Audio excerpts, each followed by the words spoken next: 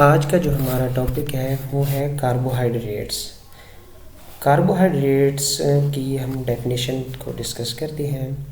Carbohydrates basically they are the polyhydric derivatives of polyhydric alcohols, ketone या aldehyde derivatives होती हैं polyhydric के, या वो कंपाउंड जिनकी हम हाइड्रोलिसिस करते हैं तो वो हमें कीटोन या एल्डिहाइड डेरिवेटिव्स देते हैं, उनको हम कार्बोहाइड्रेट्स कहते हैं। इनकी हम 4 कैटेगरीज हैं आगे: monosaccharides, disaccharides, oligosaccharides and polysaccharides. तो आगे हम इनको जनरली डिस्कस करते हैं।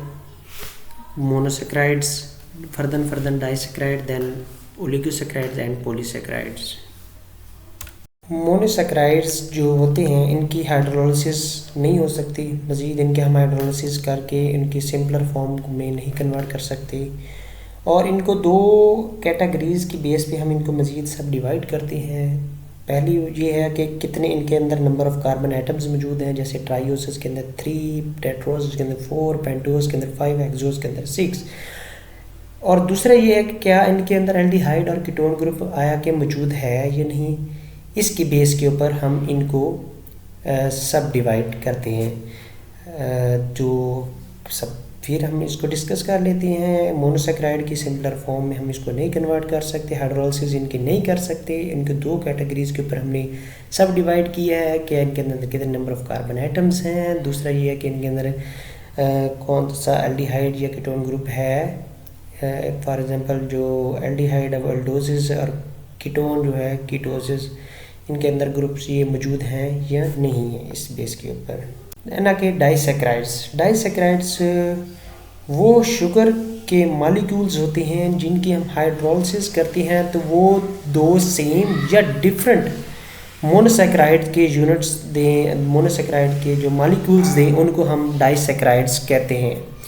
फॉर एग्जांपल हमारे पास माल्टोज है जो कि हम जिसकी हम हाइड्रोलिसिस करते हैं तो वो ग्लूकोज के 2 सेम जो है वो मॉलिक्यूल्स देता है। देन हमारे पास लैक्टोज है जिसकी हम हाइड्रोलिसिस करें तो वो एक ग्लूकोज और एक लैक्टोज का जो है वो मॉलिक्यूल देता है जो कि डिफरेंट होते हैं।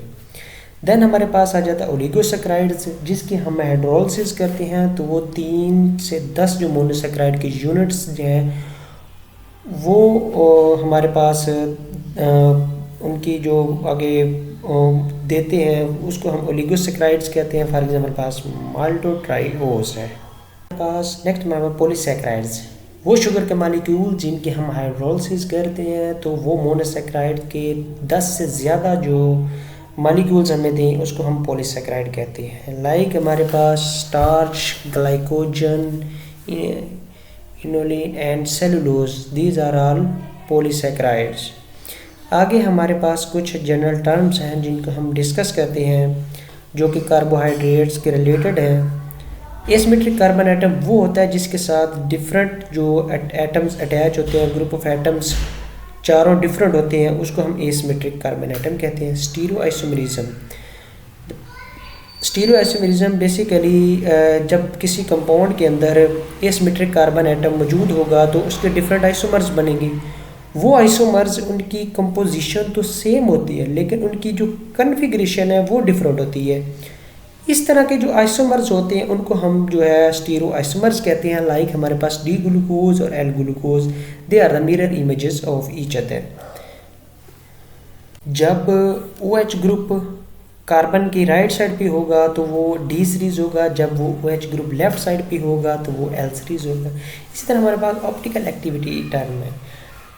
एसिमेट्रिक कार्बन एटम जो होता है जब किसी कंपाउंड में होगा तो उसकी कोई ना कोई ऑप्टिकल एक्टिविटी भी होगी इस कंपाउंड की। जब हम प्लेन पोलराइज लाइट उस सोल्यूशन में से गुजारते हैं उसके सोल्यूशन में से, या तो वो लेफ्ट पे रोटेट करती है या वो राइट पे रोटेट करती है, इसको हम कहते हैं ऑप्टिकल आइसोमर या एनेंटियोमर। जब वो light beam of plane polarise light जो राइट साइड पे करती है तो उसको डेक्सट्रोरेटरी कहते हैं, जब वो लेफ्ट साइड पे करती है उसको लिवरोटेटरी करती है, लिवरोटेटरी। इसी तरह हमारे पास एनोमर्स जो एनोमेरिक कार्बन, जब हमारे पास साइक्लिक फॉर्म में स्ट्रक्चर आ जाता है ग्लूकोज का या डिफरेंट किस कंपाउंड का जो, तो उसका जो कार्बन नंबर 1 होता है वो एसिमेट्रिक होता है, उसके साथ डिफरेंट एटम्स जो अटैच होते हैं उसकी वजह से उनकी ऑप्टिकल जो रोटेशन है वो डिफरेंट होती है, for example alpha and beta. तो वो ऑप्टिकल रोटेशन तो डिफरेंट होती है, जिसकी वजह से वो एक दूसरे के मिरर इमेज नहीं होती। इसको ऐसे जो हमारे पास कार्बन है उनको हम कहते हैं एनोमर्स, ये एनोमेरिक कार्बन एटम्स।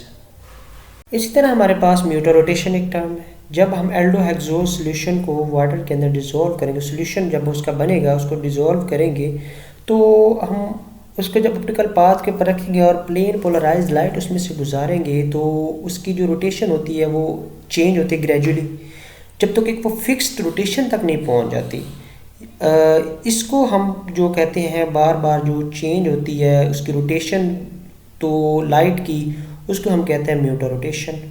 दैन हमारे पास एपीमर्स होते हैं, वो शुगर के वो दो मालिक्यूल्स जिनकी जो एक कार्बन एटम के ऊपर जिनके जो कन्फिग्रेशन चेंज हो, तो उसको हम एपीमर्स करते हैं। फॉर एग्जांपल हमारे पास ग्लूकोज एंड गैलेक्टोज, तो इनकी जो कंपोजिशन वो सब कुछ सेम होता है, लेकिन ये कार्बन नंबर 4 के ऊपर इनके जो एटम का कोई एटम्स हैं या उसके साथ कोई ग्रुप लगा होता है, हाइड्रोक्सिल ग्रुप है, उसकी जो पोजीशन चेंज होती है, उसको उसकी वजह से जो इस तरह के जो होते हैं हमारे पास मॉलिक्यूल्स होते हैं जो कि एक कार्बन के ऊपर वो चेंज हो, तो उनको एपीमर्स कहते हैं और इस प्रोसेस को हम एपीमराइजेशन कहते हैं।